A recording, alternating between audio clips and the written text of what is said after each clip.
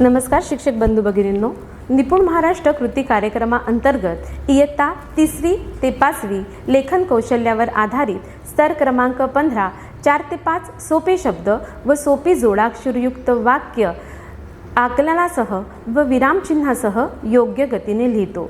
या स्तराच्या विकासासाठी आज आपण जी कृती बघणार आहोत त्या कृतीचं नाव आहे भूमिका श्रुतलेखन।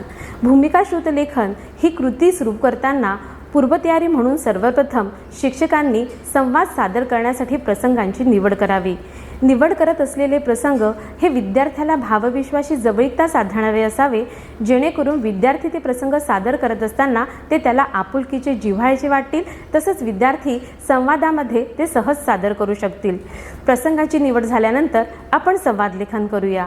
संवाद लेखन करत असताना ते आपल्या स्तराला अनुसरून असावे, जेणेकरून त्यामध्ये येणारी वाक्य विधानं ही आपला स्तर साधू शकतील अशी असावीत। उदाहरणार्थ आपला स्तर आहे जोडशब्द तसंच विरामचिन्हयुक्त वाक्य, तर आपल्या संवादात येणारी वाक्य ही जोडशब्दयुक्त आणि विरामचिन्ह येणारी असावी। उदाहरण दाखल आपण एक उदाहरण बघूया। यामध्ये शिक्षक आणि विद्यार्थी यांचा संवाद आहे। संवादातील विद्यार्थ्याचं नाव आहे राम।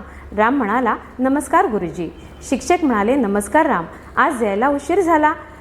राम म्हणाला, होय सर, आज माझी बस चुकली। शिक्षक म्हणाले, उद्या वेळेवर ये। या संवादामध्ये विद्यार्थ्यांशी जवळीकता साधणारा हा संवाद आहे, तसंच विरामचिन्ह आणि जोडशब्द या दोन्हीचा समावेश झालेला आहे। हे संवाद तयार झाल्यानंतर आपण या संवादाची कार्ड तयार करूया आणि कार्ड तयार झाल्यानंतर आपण प्रत्यक्ष कृतीला सुरुवात करूया। प्रत्यक्ष कृतीला सुरुवात करत असताना विद्यार्थ्यांना वर्गातून 2 विद्यार्थ्याला 1 कार्ड याप्रमाणे आपण संवाद कार्डाचं वाटप करूया। वाटप झाल्यानंतर विद्यार्थ्यांना आपण काही सूचना देऊया। यामध्ये 2 विद्यार्थ्याला एक संवाद कार्डामधील संवाद हा वाचून पाहायचा आहे। विद्यार्थ्याला हा संवाद वाचायला 5 मिनिटं मिळणार आहेत। 5 मिनिटात विद्यार्थ्यांनी तो संवाद लक्षपूर्वक ऐकून त्याचं आकलन करायचं आहे। हे झाल्यानंतर वर्गातील 2 विद्यार्थी समोर येतील आणि इतर विद्यार्थ्यांसमोर तो संवाद सादर करतील। संवादाचं सादरीकरण हे 2 वेळा होईल आणि तिसऱ्यांदा त्या संवादात असलेली वाक्य हे शिक्षक म्हणून दाखवतील। त्यानंतर 2 विद्यार्थी समोर आल्यावर प्रथम पहिला संवाद होईल, त्यावेळी सर्व विद्यार्थ्यांनी तो संवाद लक्षपूर्वक ऐकून त्याचं आकलन करायचं आहे। दुसऱ्यांदा पुन्हा ज्यावेळी तो संवाद म्हटला जाईल त्यावेळी त्या संवादात आलेली वाक्य विद्यार्थ्यांनी लक्षपूर्वक आपल्या वहीमध्ये लिहून घ्यायची आहे आणि तिसऱ्या वेळी शिक्षक म्हणून आपण त्या संवादात आलेली वाक्य योग्य अवरोहासह विद्यार्थ्यांसमोर वाचून दाखवूया, जेणेकरून वाक्यलेखन करत असताना विद्यार्थ्यांचे काही शब्द सुटले असतील तर विद्यार्थी आपले ते शब्द पूर्ण करतील आणि आपलं वाक्य पूर्ण करतील, तसंच योग्य त्या जागी विरामचिन्हांचा वापर करतील। हे झाल्यानंतर विद्यार्थ्यांचं वाक्यलेखन पूर्ण झालं असं आपण समजूया आणि त्यानंतर त्याची पडताळणी करूया। ही पडताळणी करत असताना शिक्षक म्हणून आपण संवाद पाटीवरील संवाद किंवा वाक्य हे फलकावर अचूकरित्या लिहून घेऊया।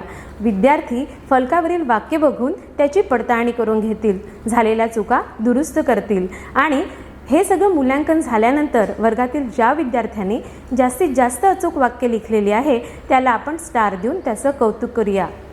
या कृतीचा फायदा असा की खेळीमेळीच्या वातावरणामध्ये विद्यार्थी श्रुतलेखनाची आवड निर्माण होते, तसंच या कृतीमध्ये विद्यार्थी संवाद बोलतात, लक्षपूर्वक ऐकतात आणि ऐकून त्याचं लेखन करतात। लेखनामध्ये योग्य त्या विरामचिन्हांचा जोडशब्दांचा वापर करतात। म्हणजेच काय तर या सर्व क्षमतांचा विकास विद्यार्थ्यांमध्ये होण्यासाठी ही कृती आपल्याला उपयुक्त ठरते।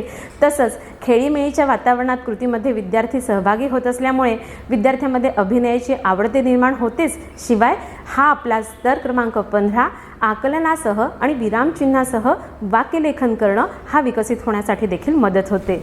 धन्यवाद।